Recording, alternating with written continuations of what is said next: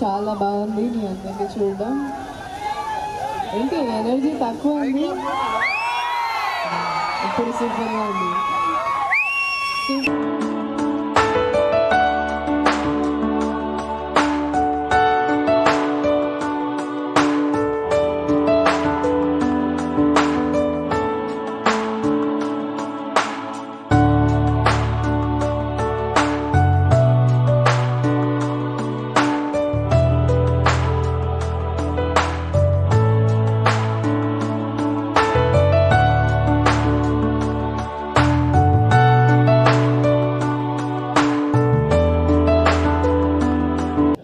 ఒక తమిళ ప్రాజెక్ట్ వస్తుంది revolver Rita అని.